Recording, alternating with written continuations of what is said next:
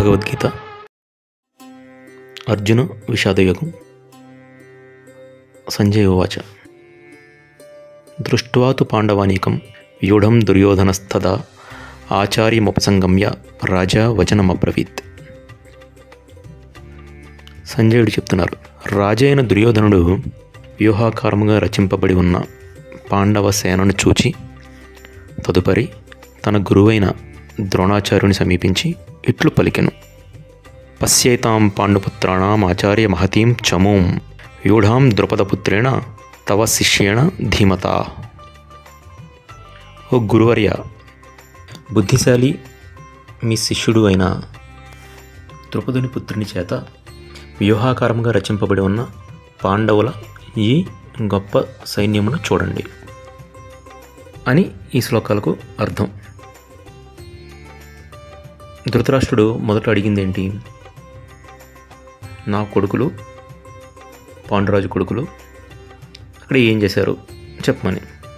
So సంజయుడు మొదటగా ధృతరాష్ట్రుడికి ఇష్టమైన దుర్యోధనుడు ఏం చేశాడనేది చెప్తూ తన సమాధానాన్ని చెప్తున్నారు. ఇరు పక్షాల వాళ్ళు యుద్ధానికి రెడీగా నిలబడి ఉన్నారు. కౌరవ సైన్యానికి సైన్యాధ్యక్షుడు ద్రోణుడు, అలాగే పాండవుల తరపున సైన్యాధ్యక్షుడిగా దృష్టద్యుమ్నుడు ఉన్నాడు. దుర్యోధనుడు ఒక్కసారి ఎదురుగా ఉన్న పాండవ సైన్యాన్ని చూశాడు. అక్కడున్న వాళ్ళంతా చాలా గొప్ప యోధులు. ఒక్కసారిగా దుర్యోధనుడికి కొంచెం భయం కలిగి వాళ్ళందరినీ చూసేసరికి ఎందుకన్నా మంచిది ఓసారి గురువుగారిని అలర్ట్ చేద్దాం అనుకుని తన రథం దిగి నేరుగా ద్రోణాచార్యుని దగ్గరికి వెళ్తాడు. దుర్యోధనుడు రాజు, అతని కోసం అతని పక్షాన యుద్ధం చేయడానికే ఈ ద్రోణుడు, భీష్ముడు మొదలైన వాళ్ళంతా వచ్చారు. అంటే అక్కడ అందరికంటే ఉన్నత స్థానంలో ఉన్నది రాజైన దుర్యోధనుడే. సహజంగా అయితే రాజు తన దగ్గరికి సైన్యాధ్యక్షుడిని పిలిపించి మాట్లాడతాడు. కానీ ఒక్కసారిగా ఆపోజిట్ సైడ్ పాండవుల పక్షాన యుద్ధం చేయడానికి వచ్చిన వీరులందరినీ చూసి దుర్యోధనుడికి భయం కలిగి ఓసారి సైన్యాన్ని నడిపిస్తున్నటువంటి ద్రోణుని అలర్ట్ చేద్దామనిపించి ద్రోణుని రథం దగ్గరికి తానే వెళ్తాడు. వెళ్ళి, గురువుగారు, చాలా తెలివైన బుద్ధిశాలి అయిన మీ శిష్యుడే అయినటువంటి ద్రుపదపుత్రుని చేత వ్యూహాత్మకంగా నిర్మించబడి ఉన్నటువంటి గొప్పదైన పాండవ సైన్యాన్ని చూడండి అని అంటున్నాడు. నిజం చెప్పాలంటే పాండవుల సైన్యం కంటే కౌరవుల సైన్యమే పెద్దది. పాండవులది 7 అక్షౌహిణిల సైన్యం కాగా కౌరవులది 11 అక్షౌహిణిల సైన్యం. అక్షౌహిణి అంటే 21,870 రథములు, 21,870 ఏనుగులు, 25,410 గుర్రములు, ఇంకా 1,09,350 మంది కాలినడకన నడిచి యుద్ధం చేసే సైనికులు. వీళ్ళందరినీ కలిపి అక్షౌహిణి అని పిలుస్తారు. ఇంకా ఈ దృష్టద్యుమ్నుడు ఎవరు? పాంచాల దేశాన్ని పాలించే రాజు ద్రుపదుడు. ఆయన సంతానం కోసం ఓ యజ్ఞం చేస్తారు.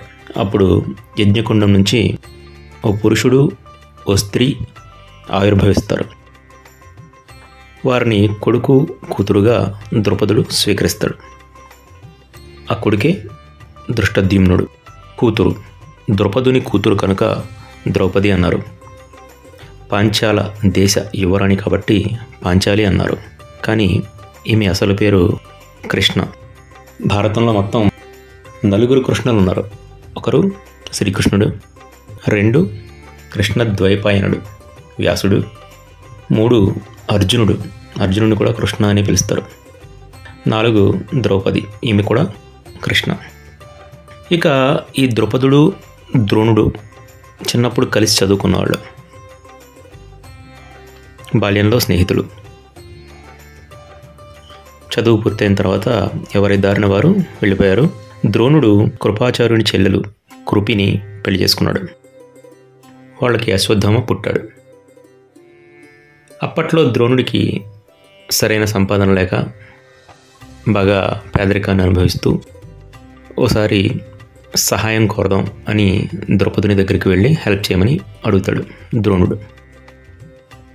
అప్పుడు ద్రౌపదుడు, నువ్వు చూస్తే పేదరికంలో ఉన్న బ్రాహ్మణుడివి, నేను మహారాజుని, నీకు నాకు స్నేహం ఏంటి, నువ్వెవరో కూడా నాకు తెలియదు పొమ్మంటాడు. అక్కడ నిండు సభలో అందరి ముందు జరిగిన ఈ అవమానానికి ద్రోణుడు బాగా బాధపడి అక్కడి నుంచి వెళ్ళిపోతాడు. తర్వాత కొంతకాలానికి ఇప్పుడు అర్జునుడు గురుదక్షిణగా ద్రౌపదుడిని బంధించి తెచ్చి ద్రోణుడి కాళ్ళ దగ్గర పడేస్తాడు. ఇదంతా భారత కథలో భాగం. ఇక్కడ దుర్యోధనుడు ద్రౌపదునితో ద్రోణుడికి ఉన్న పాత వైరాన్ని గుర్తు చేస్తూ దృష్టద్యుమ్నుడు అనకుండా అతన్ని ద్రౌపదుని కొడుకు అని సంబోధించాడు. ఇంకా ఈ దృష్టద్యుమ్నుడు బాగా తెలివైనవాడు కాబట్టి అద్భుతంగా సైన్యాన్ని ఒక వ్యూహంగా నడిపిస్తున్నాడు.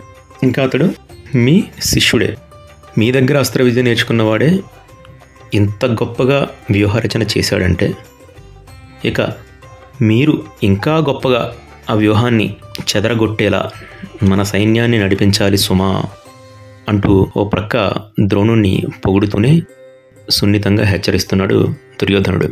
ఇంకా ద్రౌపదపుత్రుడు అని దృష్టద్యుమ్నుణ్ణి సంబోధించడం ద్వారా ద్రోణుడి పాత వైరాన్ని ఒకసారి గుర్తు చేసి నిన్ను అవమానపరిచిన నీ శత్రువు కొడుకుని ఓడించాలి అని ఓ సూచన కూడా చేస్తున్నాడు.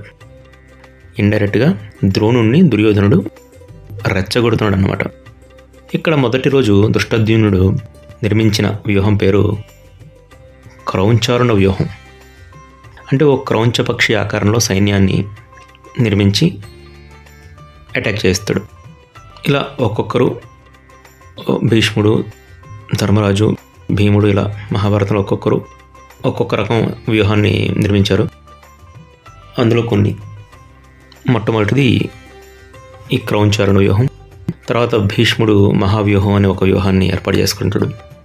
తర్వాత గరుడ వ్యూహం, అర్ధచంద్ర వ్యూహం, వ్యాల వ్యూహం, మకర వ్యూహం, సేన వ్యూహం, సూచీముఖ వ్యూహం, మండల వ్యూహం, వజ్ర వ్యూహం, శృంగాటక వ్యూహం, సర్వతోభద్ర వ్యూహం, శకట వ్యూహం, మండలార్ధ వ్యూహం, చక్రవ్యూహం. ఈ చక్రవ్యూహమే పద్మవ్యూహం. అందులోనే అభిమన్యుడు పద్మవ్యూహంలో ఎంటర్ అయ్యి బయటికి రావడం తెలియక అక్కడే చనిపోతాడు. ఇక బార్హస్పత్య వ్యూహం. ఇలా కొన్ని రకాల వ్యూహాలు మహాభారత యుద్ధంలో వివిధ యోధులు నిర్మించినట్టు చెప్పబడ్డది. ఇంకా ఈ సందర్భంలో దుర్యోధనుడు ఇంకొక మాట అన్నాడు. అదేంటంటే, గొప్పదైన పాండవ సైన్యాన్ని చూడండి. అంటే 11 అక్షౌహిణుల సంఖ్య గల తన సైన్యం కంటే 7 అక్షౌహిణుల సంఖ్యలో ఉన్నటువంటి పాండవుల సైన్యమే దుర్యోధనుడికి గొప్పగా కనిపించింది. అంటే పాండవుల వైపు యుద్ధం చేయడానికి వచ్చిన వాళ్ళంతా మహాయోధులు, మహావీరులు, అమిత పరాక్రమవంతులు, మంచి యుద్ధ నైపుణ్యం కలిగిన వారు. అంటే ఇక్కడ ఎంతమంది సైన్యం కనిపిస్తున్నారనేది కాదు, ఎంతమంది వీరులు, యుద్ధ నైపుణ్యం కలిగిన వారు ఉన్నారనేది ముఖ్యం. Quality is more important than quantity అనే విషయం ఇక్కడ మనం గమనించవచ్చు. ఇక నెక్స్ట్ ఎపిసోడ్లో పాండవుల వైపు పోరాడుతున్న ఆ మహావీరులు, యోధులు ఎవరనేది చూద్దాం. అందరం కలిసి గీతాయజ్ఞం చేద్దాం.